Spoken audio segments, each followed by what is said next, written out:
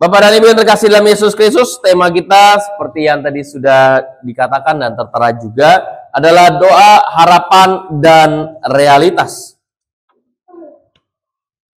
Pada saat kita berdoa, Bapak dan Ibu, biasanya pada saat kita berdoa, kita pasti memiliki sebuah harapan, kita memiliki permintaan, kita meminta sesuatu kepada Tuhan. Berarti ada sesuatu hal yang kita inginkan, ada sesuatu hal yang kita harapkan dalam hidup ini. Contohnya, orang tua berdoa agar anaknya berhasil. Orang tua berdoa agar anaknya sehat. Orang tua berdoa agar anaknya misalnya bisa mempunyai anak. Atau juga orang tua berdoa untuk mereka yang sakit. Mereka yang sedang bergumul secara ekonomi. Banyak hal Bapak dan Ibu.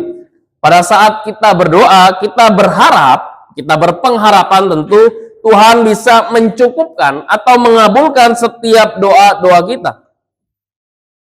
Namun, Bapak dan Ibu, kita tahu, pada saat kita berdoa, seringkali, kadang-kadang, terjadi yang namanya jurang antara doanya kita dan realita dalam kehidupan. Kita berharap satu hal, tetapi yang justru terjadi sebaliknya. Kemarin pada saat saya diberikan kesempatan Bapak dan Ibu, ada seorang yang masih muda, umur 40-an. Dia itu terkena cancer, Bapak dan Ibu. Pada saat dia terkena cancer, dia bercerita, dia bilang, kenapa Pak? Dia cerita benar-benar. Jadi pergumulannya pada saat dia terkena cancer, lalu dia bilang, Pak, kenapa Tuhan memberikan saya penyakit ini? Kenapa Tuhan memberikan saya penyakit kanker ini? Ya, saya sudah melakukan yang namanya janji. Saya sudah berjanji di hadapanmu. Saya sudah menyerahkan diri saya untuk pelayanan bersama dengan keluarga saya. Saat saya di CD, pada saat saya mengaku janji nikah dan sebagainya, Bapak dan Ibu. Pertanyaan-pertanyaan itu terjadi. Pada saat dia tanya, kenapa harus penyakit kanker ini diterima oleh saya? Kenapa hal-hal yang tidak saya harapkan terjadi? Nah, Bapak dan Ibu, itu realita.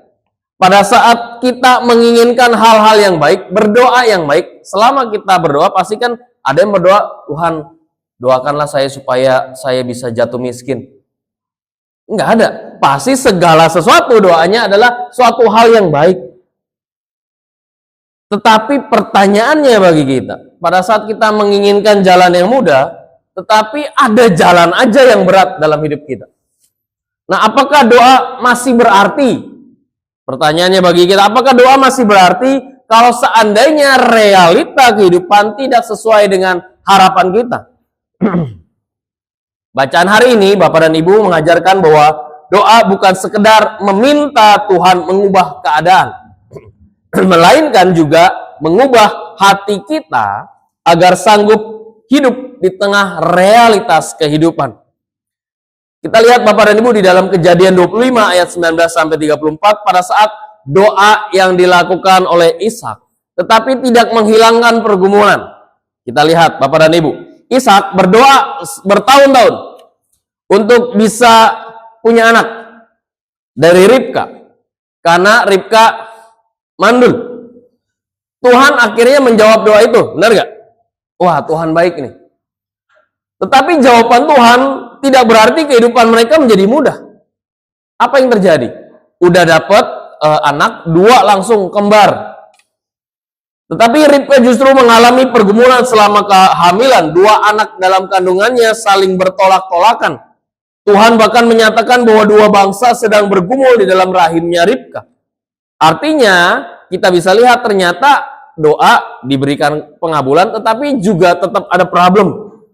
Kemudian lahirlah Esau dan Yakub. Konflik mereka berlanjut sampai akhirnya Esau menjual hak kesulungannya demi semangkuk makanan. Doa dijawab, Ishak dijawab doanya, punya anak dari Ribka. Tetapi kita tahu Bapak dan Ibu, ada konsekuensi juga. Esau dan Yakub, dan akhirnya nanti keturunannya itu akan saling berperang satu dengan yang lain. Tidak pernah bersatu lagi. Ada problem juga. Pada saat kita berdoa dikabulkan, tetapi ternyata masih ada problem juga. Pada saat Ishak dan Ribka belum punya anak, akur gak? Akur, Bapak dan Ibu. Mau lihat gak Ishak dan Ribka gak akur di mana di dalam bacaan ini? Pada saat keputusan orang tua memilih siapa anak kesayangannya. Ishak memilih siapa? Esau. Ribka memilih, itu aja udah kalau ditanya nih jadi orang tua, Ishak dan Ribka ini orang tua yang baik gak? Kalau dalam hal mengurus anak. Bapak dan Ibu punya anak kesayangan? Kalau misalnya punya anak, misalnya 2, 3, ada anak kesayangan? Atau semuanya harusnya anaknya disayangi? Nah, semua sama secara teori, realitanya.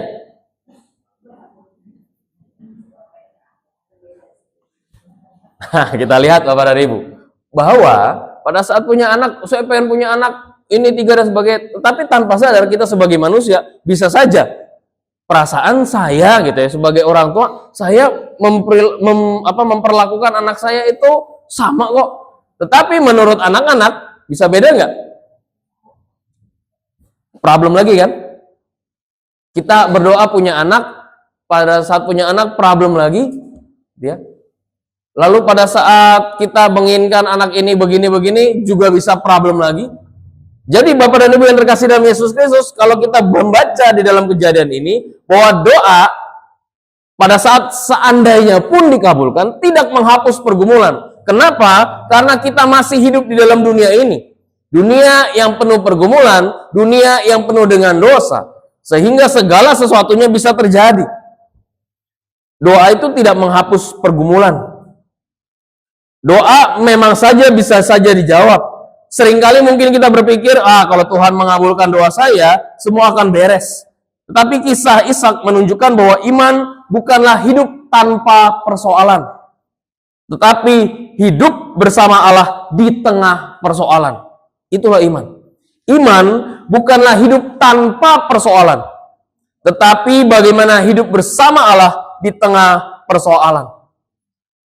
Kalau kita sudah tahu hidup di dalam dunia ini, kita harus siap dengan segala pergumulan persoalan hidup. Maka apa yang harus kita lakukan? Kita membaca di dalam Mazmur 119 Bapak dan Ibu. 105 sampai 112. Bagaimana firman memberi terang di tengah kenyataan. Pada saat pemazmur berkata, firman-Mu itu pelita bagi kakiku dan terang bagi jalanku. Dan perhatikanlah kata pelita itu Bapak dan Ibu. Yang Allah berikan itu pelita. Atau saya masih ingat dulu tuh kalau lampu yang dipakai minyak tanah tuh yang gitu ya. Petromak gitu ya. Jadi kan kalau itu kan terang banget ya, sampai terang dan sebagainya. Karena saya ingat banget dibakar gitu ya, mesti nggak tahu sekarang masih ada nggak ya? Kayaknya udah jarang sekali ya. Kalau di kota mungkin jarang, kalau di daerah pedesaan mungkin masih ada beberapa. Kalau sekarang tuh jarang, semuanya udah pakai lampu gitu ya. Nah, pelita itu kan kecil, sedikit Bapak dan Ibu.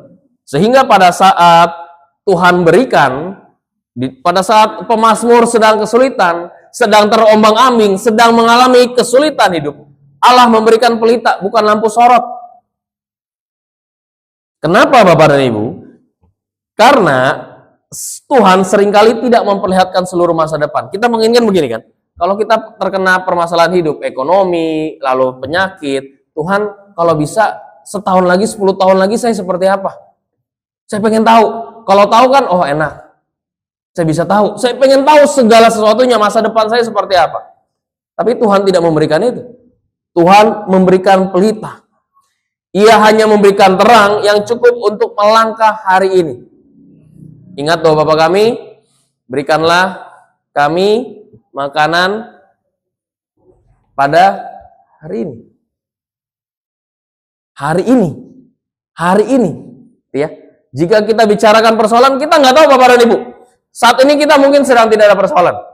Saya tidak mengharapkan ada persoalan. Tetapi realitanya bisa saja terjadi persoalan. Ingat, iman itu bukan berarti hidup tanpa persoalan, tetapi hidup bersama Allah di tengah persoalan. Ke depan kita nggak tahu masa depan kita seperti apa. Tetapi kalau kita kembali lagi, Tuhan memberikan pelita. Supaya apa? Supaya pada saat engkau melangkah jalan setapak demi setapak, maka Tuhan memberikan terang yang cukup untuk melangkah hari ini. Doa kita mungkin seringkali menunjukkan seluruh rencana hidup, tetapi firman justru mengajarkan kita berjalan selangkah demi selangkah di dalam iman. Harapan bukan muncul karena kita mengetahui semua jawaban, melainkan karena kita mengenal Dia yang memimpin perjalanan. Pada saat kita beriman, hidup bersama Allah di tengah persoalan, karena kita tahu Allah yang memimpin kita. Bapak dan Ibu, anggaplah begini. 0 itu kita, 1 itu Tuhan. Kalau 0,000000001 makin kecil gak? Kalau 0-nya di depannya 1. Secara angka nilai 0 di depan angka 1, di depan angka 1 0,0000001, maka nilainya semakin besar atau semakin kecil? Makin kecil.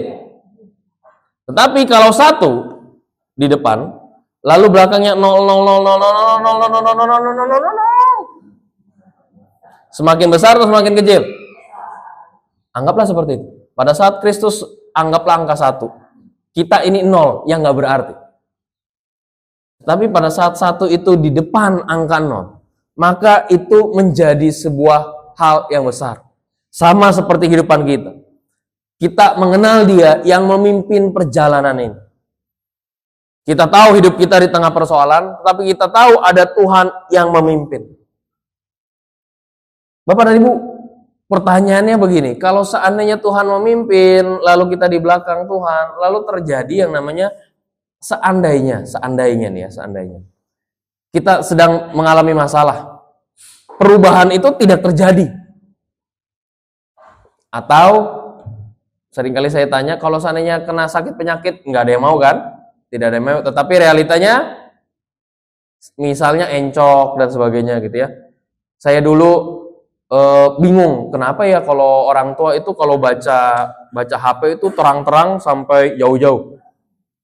Seiring realita hidup saya merasakan sekarang.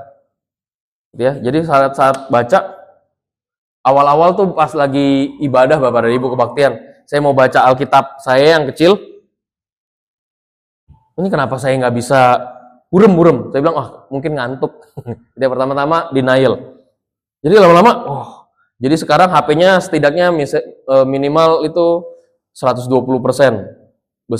besaran font hurufnya. Jadi baru kebaca sekarang. Nah, realita hidup itu seperti itu. Seandainya di tengah persoalan kita mengalami sakit penyakit, lalu keadaan itu tidak berubah, kita tetap kena sakit penyakit. Pertanyaannya adalah apakah kita tetap meminta Tuhan sebagai pelindung kita, meminta kita sebagai penyelamat kita. Di dalam Roma 8 Bapak dan Ibu, ketika Paulus sedang menulis kepada jemaat yang hidup di bawah tekanan, ia tidak berkata bahwa semua penderitaan segera hilang. Sebaliknya, Paulus berkata, demikianlah sekarang lagi tidak ada penghukuman bagi mereka yang ada di dalam Kristus Yesus. Harapan orang percaya bukan terutama pada keadaan yang berubah, tetapi status yang berubah. Paulus pada saat melayani Tuhan, dia di penjara sampai mati.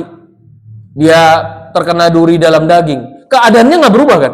Dia nggak tiba-tiba jadi berubah, dia jadi orang bebas. Dia akhirnya orang Kristen pada saat itu diterima oleh pemerintah Romawi, nggak ada kan? Paulus pada saat itu keadaannya nggak berubah. Orang Kristen baru diakui oleh negara itu kapan? Tahun 313 Masehi. Sedangkan Paulus hidup itu sekitar tahun 20 Masehi. 20 sampai 30 Bapak dan Ibu. Jadi kan masih 280 tahun lalu lagi baru orang Kristen bisa diterima. Tetapi pada saat itu keadaannya nggak berubah. Paulus seumur hidupnya merasakan tekanan, merasakan penderitaan, merasakan sakit penyakitnya. Dia tidak mengalami perubahan menjadi lebih baik lagi Bapak dan Ibu secara keadaan.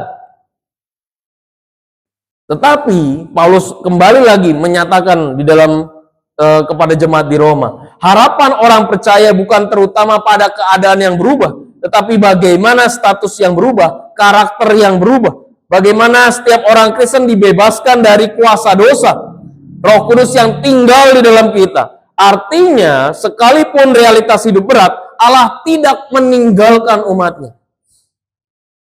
Hidup di tengah persoalan, Allah bersama dengan kita. Hidup di tengah persoalan, Allah yang memimpin kita.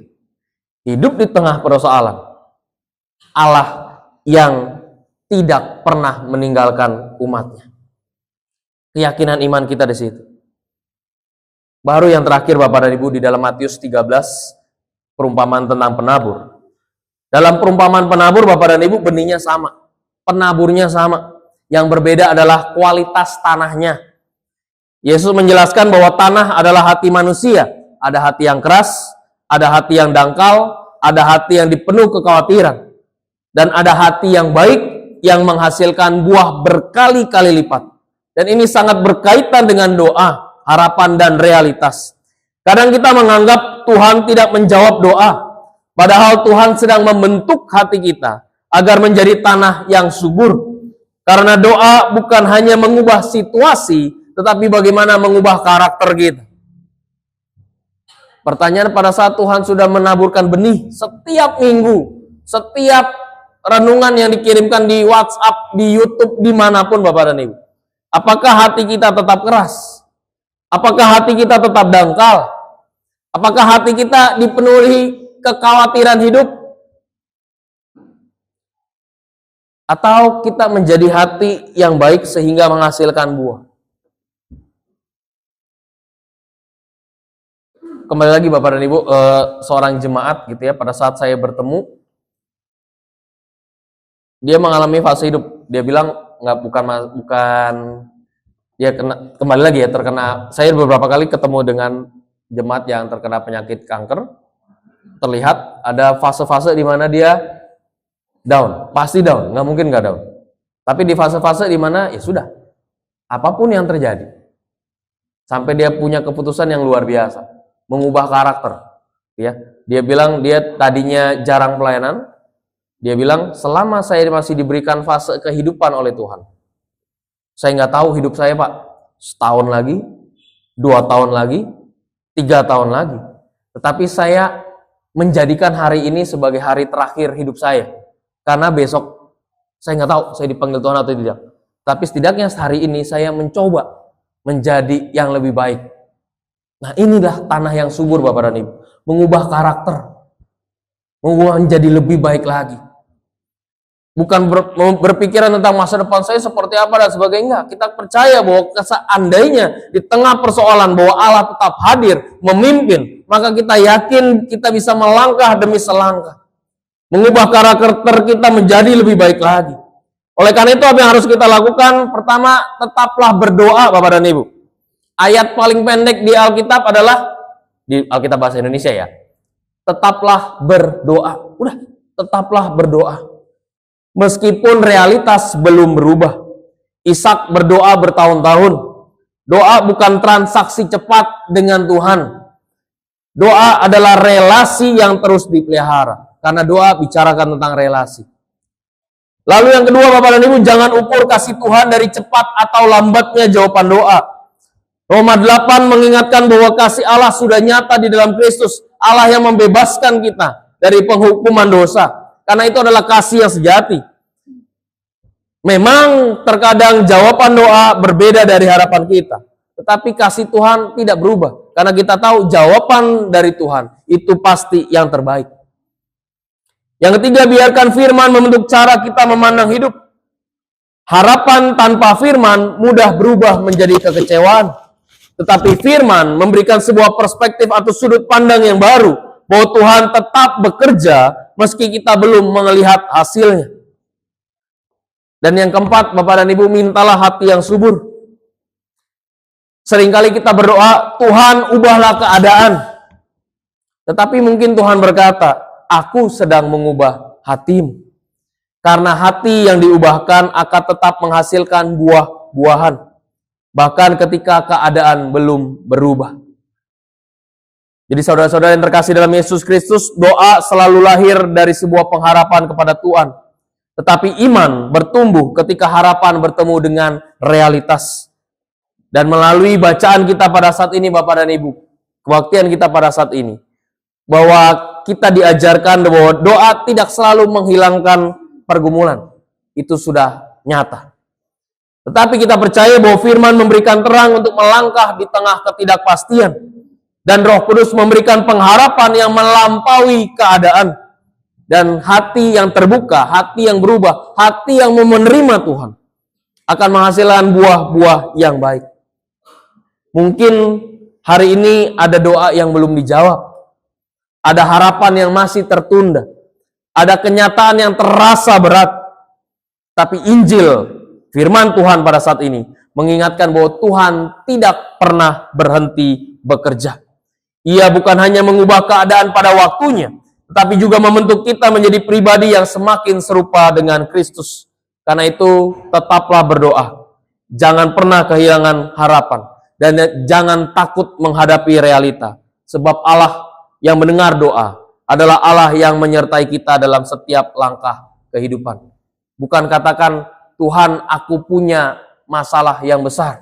Tetapi katakan, hai masalah, aku punya Tuhan yang besar. Tuhan memberkati kita.